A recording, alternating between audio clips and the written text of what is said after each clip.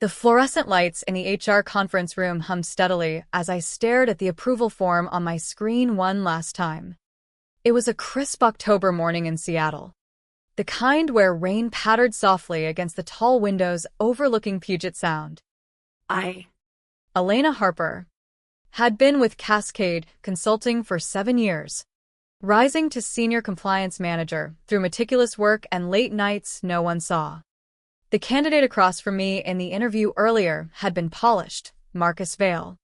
Mid-30s. Sharp navy suit. Confident handshake that lingered just a second too long. His resume showed solid experience in strategic operations, good references, and that easy smile that made clients feel heard. I clicked approve and signed digitally. One stroke. One decision. I had no way of knowing I had just handed the match to a fuse. Marcus started the following Monday. He arrived with 2 trays of fresh coffee from the local roastery down the block, flat whites. Pour un verre. The works. The team loved it. I watched from my desk as he circulated, remembering names, laughing at inside jokes he shouldn't have known yet. By Wednesday, he was shadowing me through our interdepartmental clearance protocols. I want to learn how this place really runs from the ground up, he said, notepad in hand, eyes attentive. His questions were sharp, probing the edges of our confidentiality clauses and audit processes. I brushed off the slight unease as new hire eagerness. The rain intensified that week, turning the city gray and reflective. During a team huddle, Marcus sat next to our CEO, David Langford, sharing an espresso on the rooftop terrace despite the drizzle under umbrellas.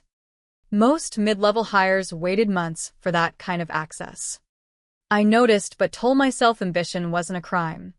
Seattle's tech scene rewarded drive. After all, 3 months in, Marcus corrected me publicly during a quarterly compliance briefing. I was walking the room through updated vendor risk assessments when he interjected with a light chuckle.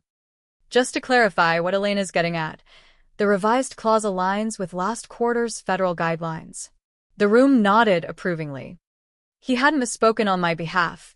He had reframed my point, as if guiding me. Afterward, in the hallway, I pulled him aside.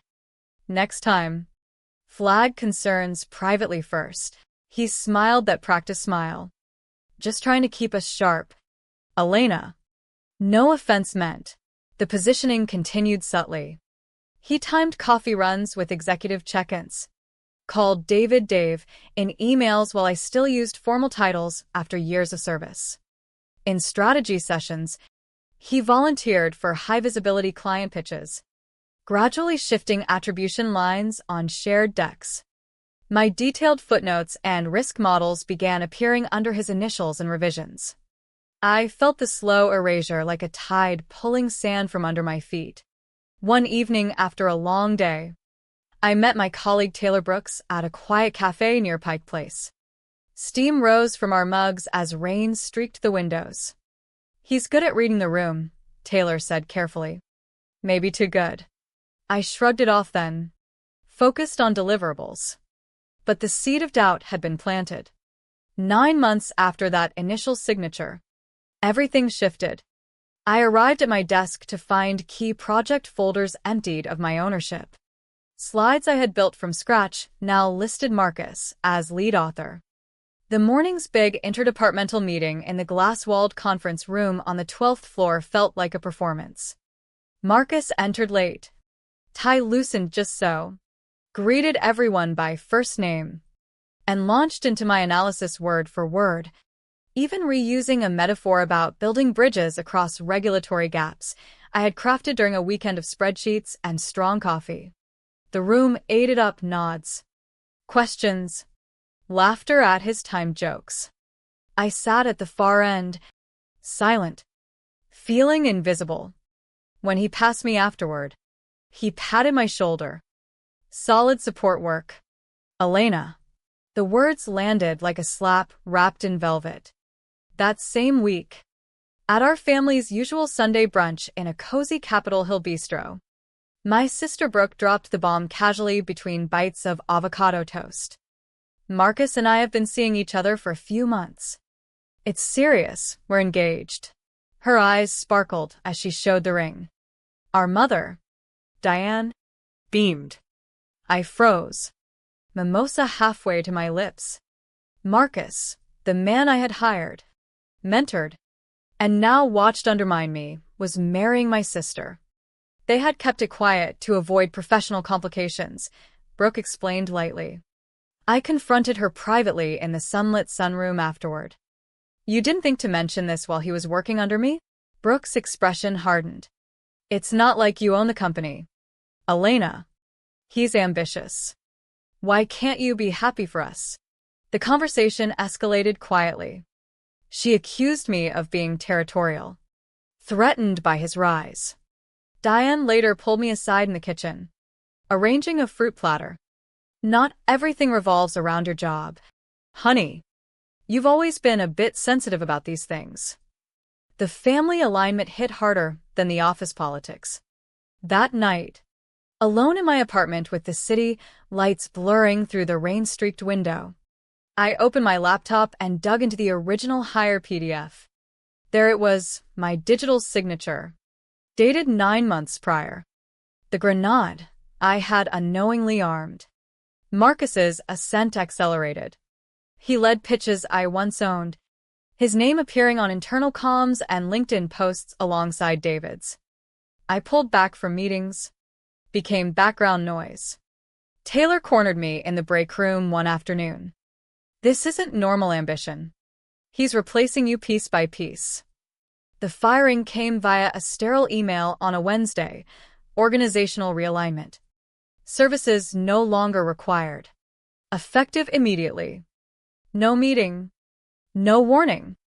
HR escorted me out silently. I packed my box under the hum of overhead lights.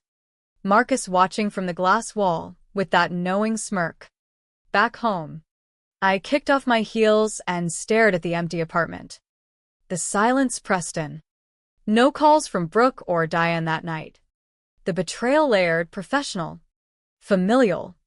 I brewed tea and began cataloging everything saved on my encrypted drive, original drafts with timestamps, metadata trails, email chains showing my contributions overwritten.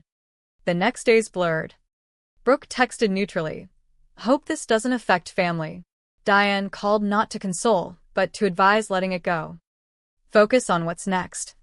Elena. Dragging this into family won't help. Their choice of sides stung deepest. Marcus wasn't just dating my sister. He had become the favored son-in-law before the ring even settled. I met Taylor at a dimly lit bar near the waterfront. Over whiskey for her and tea for me. She slid over printed screenshots. Anonymous tip from accounting. His projections don't match vendor data, gaps big enough to raise flags. Side-by-side comparisons showed inflated outcomes, making him appear visionary. We didn't celebrate.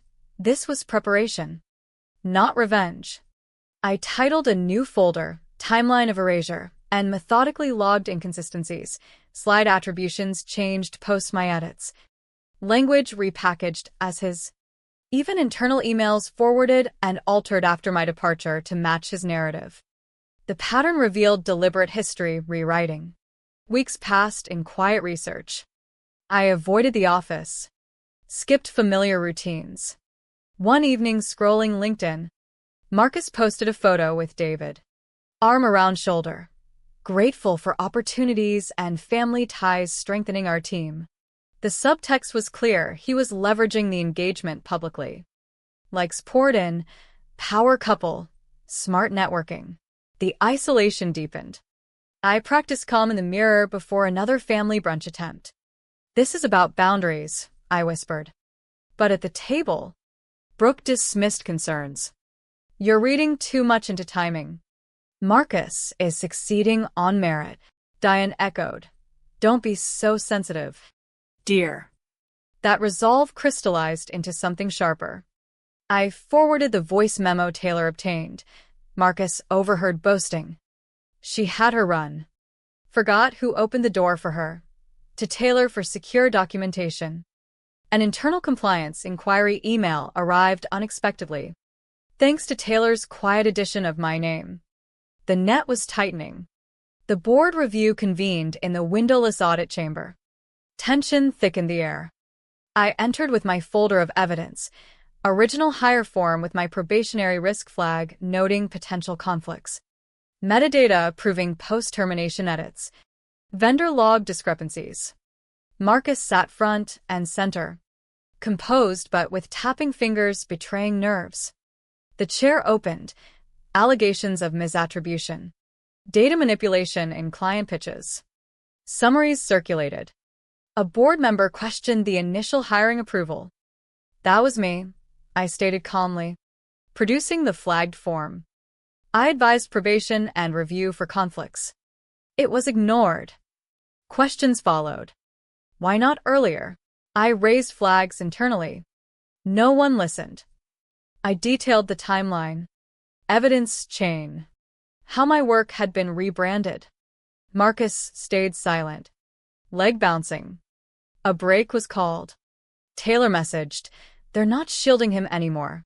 The room's atmosphere shifted, executives avoiding eyes, pens clicking nervously. Additional tips surfaced. Unauthorized company fund use tied to Brooks' PR events. Forged approvals. The sloppy execution contrasted his polished image. Slack channels lit up internally with a neutral HR note. Leadership transition underway. Thanks for service. Marcus was dismissed. His profile vanished from the site. Investor whispers grew about inconsistencies in past presentations. Former colleagues sent quiet messages of regret. We saw it but stayed silent. I returned briefly as guest to retrieve files. A handwritten note fell from a binder. "You kept me sane here. No signature needed." David called personally. "We owe you more than reinstatement." Systemic issues exposed. He offered an advisory role in ethics reform. Well compensated. I considered it carefully. Brooke invited brunch again, neutral tone masking cleanup. We met at a trendy spot. She complimented my appearance. Pushed moving forward. I responded evenly. Moving forward doesn't require walking the same path. No tears. No scene. Just clear boundaries. I accepted a role on my terms, senior integrity officer with authority to rebuild policies. During records walkthrough, with a junior analyst, we uncovered the buried probation clause in Marcus's file. Grounds for dismissal on ethics breach, he noted wide-eyed. The public memo followed. Marcus Vail dismissed for policy violations. In my journal that Sunday, I wrote, "You don't always get justice, but careful planning ensures power remembers you." I sealed the original hire memo notarized for records. Walking the trails at Discovery Park, rain easing into mist. I felt clarity arrive, not victory's rush, but quiet arrival. The family fracture lingered, apologies were performative. Yet I refused to disappear. Systems don't fail alone, people do. By documenting relentlessly, I ensured my name endured. The city lights reflected on wet streets as I stepped forward. No longer erased.